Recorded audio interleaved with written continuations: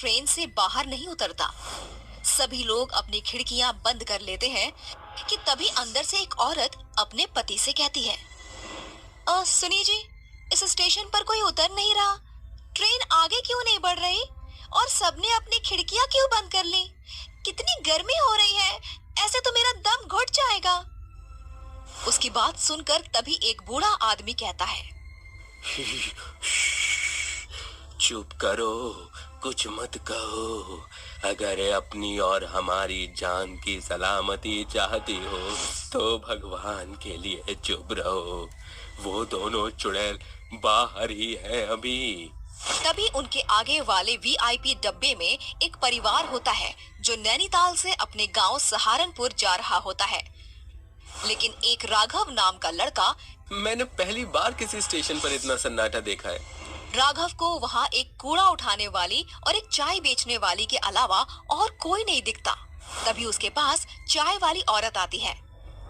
चाय, गरम चाय वाली, चाय गरम, चाय वाली साहब, गर्मा गर्म चाय ले लो, चाय। अरे सुनो, कितने की चाय है? साहब, केवल 10 रुपए की। ऐसी चाय आपने कहीं नहीं पी होगी। राघव अपनी खिड़की से हाथ निकालकर उस औरत से चाय लेने लगता है, लेकिन वो औरत राघव का हाथ पकड़ लेती है और देखते ही देखते वो एक भयानक चुड़ैल बन जाती है। चुड़ैल, हे भगवान, ये चुड़ैल कहाँ से आ गई? बचाओ, अरे मुझे कोई बचाओ। चुड़ैल राघव का हाथ काट देती है, जिसके बाद कूड़ा उठाने वाली चुड़ैल उसकी मुंडी काटकर अपने बोरे में डाल लेती है। नहीं छोड़ूंगी, किसी को भी नहीं छोड़ूंगी, सबके सब मरेंगे। राघव के चिल्लाने की आवाज सुनकर डब्बे के सभी लोग जाग जाते हैं और ट्रेन के सभी पैसेंजर बहुत डर जाते हैं। और ट्रेन के चलने के बाद वो बूढ़ा आदमी उस औरत को बताता है, ये कुछ महीने पहले की बात है। संबलपुर गांव से 2 बहनें रीता और सीता शहर जा रही होती हैं। वो दोनों ट्रेन में बैठ जाती हैं, जिसके बाद ट्रेन चलने लगती है। तभी रीता सीता से कहती है, बहन, अगर चाचा ने हमें अपने घर में नहीं रखा तो हम इतने बड़े शहर में क्या करेंगे? देख बहन, हमें कुछ तो करना ही होगा, क्योंकि अब हमारे साथ हमारे माता पिता नहीं हैं जो हमारी देखभाल कर लेंगे। हमें खुद ही अपना ख्याल रखना होगा। उस स्टेशन पर एक कूड़ा उठाने वाला था और एक चाय बेचने वाला। ट्रेन के सभी पैसेंजर सो गए थे कि तभी सीता रीता से कहती है, बहन, बहुत जोरों की भूख लगी है, चलो चाय पीकर आते हैं। वो दोनों बहनें सुनसान स्टेशन पर ट्रेन से उतर जाती हैं, जिसके बाद सीता चाय लेने जाती है। वहीं रीता को प्यास लगती है, इसीलिए वो पानी पीने के लिए कूड़ा बीनने वाले से पूछती है, भाई साहब, मुझे बहुत जोरों से प्यास लगी है, क्या यहाँ पानी मिल जाएगा? कूड़ा बीनने वाला उसे बहुत ध्यान से देखता है, जिसके बाद वो उससे कहता है, उस कमरे में पीने के पानी की टोंटी लगी है, जाओ पी लो। रीता पानी पीने के लिए उस कमरे की तरफ जाने लगती है कि तभी वो कूड़ा बीनने वाला उसके पीछे पीछे आता है और कमरे का दरवाजा लगा देता है। अरे भाई साहब, ये तुम क्या कर रहे हो? दरवाजा खोलो, मुझे बाहर जाने दो। ऐसे कैसे जाने दूं?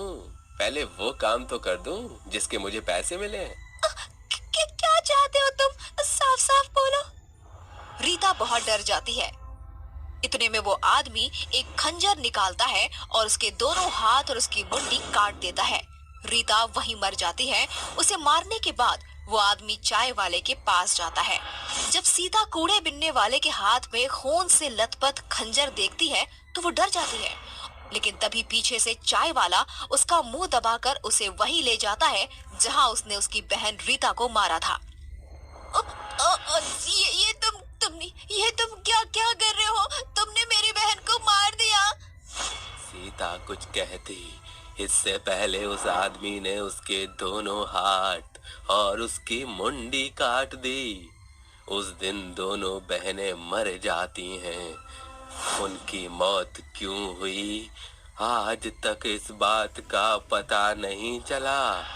सरकार ने भी उन दोनों बहनों की मौत का पता नहीं लगाया, लेकिन उस दिन के बाद वो दोनों बहनें भयानक चुड़ैल बन गईं, जिसके बाद वो रेलवे स्टेशन से उतरने वाले हर एक पैसेंजर के हाथ और उनकी मुंडी काट देती हैं।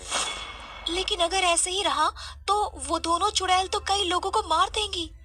हाँ बिटिया, मैं जानता हूँ। इसीलिए मैं संबलपुर गांव से शहर जा रहा हूँ, जहाँ वे दोनों बहनें जा रही थीं। शायद वहां जाकर मुझे उन दोनों बहनों की मुक्ति का कोई रास्ता मिल जाए। वो बूढ़ा आदमी शहर में उन दोनों बहनों के रिश्तेदार यानी उनके चाचा जी के घर जाता है, जहां उसे पता चलता है कि उसके चाचा कुछ समय पहले ही गुजर चुके हैं। तभी रीता सीता की चाची उर्मिला उस बूढ़े आदमी से कहती हैं, बाबा, मैं ज्यादा कुछ नहीं जानती, लेकिन अपने पति को हमेशा किसी बात को लेकर परेशान देखा करती थी और मरते समय उनकी जेब से ये एड्रेस मिला था मुझे, शायद आपके किसी काम आ जाए। वो बूढ़ा आदमी उस एड्रेस पर पहुंच जाता है, जहां उसे एक बहुत ही जाने माने तांत्रिक बाबा मिलते हैं, जो उस बूढ़े आदमी से कहते हैं, उन दोनों बहनों की मौत उनके चाचा नत्थू लाल ने करवाई थी। वो चाहते थे कि उनके मरने के बाद गांव की सारी जमीन वो हड़प ले, लेकिन उन दोनों बहनों की मौत के बाद वो दोनों चुड़ैल बन गईं और नत्थूलाल को रेलवे स्टेशन की कहानी पता चली तो उसे डर के मारे हार्ट अटैक आ गया। बाबा, मेरी मदद करो उन दोनों बहनों को मुक्ति दिलाने में। उन्हें मुक्ति नहीं मिली तो वो ऐसे ही सबको मारती रहेंगी। वो बूढ़ा आदमी तांत्रिक बाबा को रेलवे स्टेशन लेकर जाता है और जैसे ही रात के 3 बजते हैं, वो दोनों चुड़ैल सामने आती हैं और जोर जोर से हंसने लगती हैं। चले जाओ यहाँ से, ये रेलवे स्टेशन मेरा है, मैं सबको मार दूंगी। हम तो तुम्हें केवल यहाँ तुम्हारी मौत का कारण बताने आए थे। क्या? हमारी मौत का कारण? तांत्रिक उन दोनों को उनकी मौत का कारण बताता है, जिसे सुनकर वो दोनों रोने लगती हैं।